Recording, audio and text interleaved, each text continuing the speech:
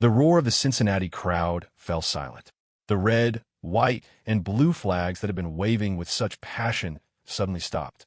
The thousands of Filipino fans who had traveled from across North America, who had packed the stands and filled the stadium with their energy, sat in stunned disbelief. The match that everyone had been waiting for, the showdown between the Filipina sensation and the Polish veteran, had been canceled. The announcement came without warning. The Western-Southern Open, one of the most prestigious tournaments on the WTA calendar, had been forced to make an impossible decision. The weather had turned. The storms had arrived. And the tennis world was left in a state of shock and confusion. But here's what makes this moment truly extraordinary. Even in cancellation, Alexandra Eala had made history. The demand for her matches had become so overwhelming that tournament organizers had been forced to move her to the main stadium. The crowds had been so massive that security had to be reinforced. The Filipino community had turned out in such numbers that the event felt less like a tennis match and more like a celebration of national pride. And now, that celebration had been put on hold. The question on everyone's lips was not just about the weather, but about what this cancellation meant. Would Eala's momentum be broken? Would the fatigue from her grueling schedule finally catch up with her? Would the tennis world ever see the showdown that everyone had been waiting for? The answers were not clear, but one thing was certain. Alexandra Eala had become something more than just a tennis player. She had become a phenomenon, a movement, a symbol of hope and resilience for millions of people around the world.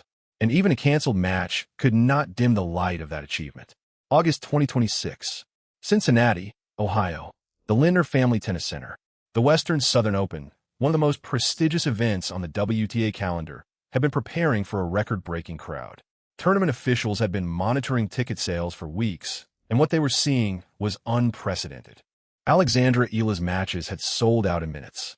The demand was so overwhelming that organizers had been forced to move her to the main stadium. The 10,000-seat center court, usually reserved for the biggest stars of the tournament, was now the stage for the young Filipina sensation. The crowd that packed the stands was unlike anything the tournament had ever seen. Thousands of Filipino fans, dressed in red, white, and blue, filled the stadium with their energy and passion. They waved flags, sang songs, and cheered with a fervor that seemed to shake the very foundations of the stadium. But the demand for Eala's matches was not just a Cincinnati phenomenon. It had been building for weeks, ever since her historic Washington Open victory. At the Canadian Open in Toronto, Tennis Canada had been forced to move Eala's matches to the main stadium just to accommodate the crowds. The 10,000-seat center court had sold out in a way that only Serena Williams had managed in the past 2 decades. The Filipino community had turned out in such numbers that tournament director Carl Hale had never seen anything like it. And now, in Cincinnati, history was repeating itself. The Eala-mania had become a global phenomenon. The Filipino diaspora, millions strong across North America and around the world, had embraced her as their champion. Wherever she played, the stands were filled with passionate fans who had traveled hundreds of miles just to see her compete. Food vendors added Filipino cuisine to their menus. Security was overwhelmed by the sheer volume of fans. Eala was not just a tennis player. She was a cultural movement. The pressure on Eala was immense. She was no longer just playing for herself. She was playing for a nation of 110 million people. She was playing for every Filipino who had ever dreamed of achieving the impossible. She was playing for the countless children who would pick up a tennis racket because of her. And she was playing in front of thousands of passionate fans who expected her to win every time she stepped. Magda Linette, the world number 42 from Poland, was no stranger to the big stage. The 31-year-old veteran had been on the tour for over a decade. She had reached the semifinals of the Australian Open, had beaten top 10 players, and was a former WTA title winner. But she was not the favorite in the match against Eala. The media attention was focused entirely on the Filipina. The crowd was firmly behind the underdog from the Philippines, and the pressure on Linette was immense. For Eala, the match against Linette represented a new challenge. The Polish veteran was not just another opponent. She was a player who had been on the tour for over a decade, a woman who had seen it all and done it all. She was the kind of player who could frustrate younger opponents with her consistency and her veteran savvy. Linette's style of play was the perfect antidote to Eala's aggressive, attacking game. She was a grinder, a player who extended rallies and forced her opponents to play extra shots. Her movement was exceptional, her defense was underrated, and her ability to stay calm in pressure situations was legendary. The tennis analysts have been debating the match for days. Some believe that Eala's momentum was unstoppable, that the Filipino would sweep through the Polish veteran in straight sets. Others argued that Linette's experience would be the deciding factor, that the 31-year-old had the tools to disrupt Eala's rhythm and expose her weaknesses. The statistics told a story of two contrasting styles. Eala's serve, while improving, was not yet world-class. Her consistency against top players was still in question, and she had never faced a player quite like Linette before. For Eala, the match was another opportunity to prove the doubters wrong. She had already beaten Grand Slam champions and Olympic gold medalists. She had already won her first WTA title. She had already climbed to world number 20. But there were still those who questioned whether she could sustain the hype. The match against Linette was a chance to silence the critics once and for all. But first, she had to get onto the court. The clouds had been gathering over Cincinnati for hours. The humidity was oppressive. The air was thick with the promise of rain. The tournament officials had been monitoring the weather forecast closely, but no one had expected what was coming.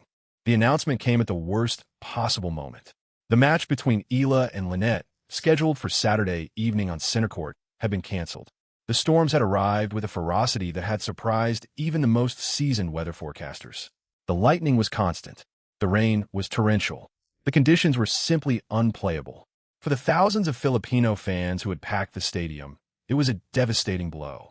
They had traveled hundreds of miles, spent thousands of dollars, and taken time off work to see their hero compete. And now, the match they had been waiting for had been postponed.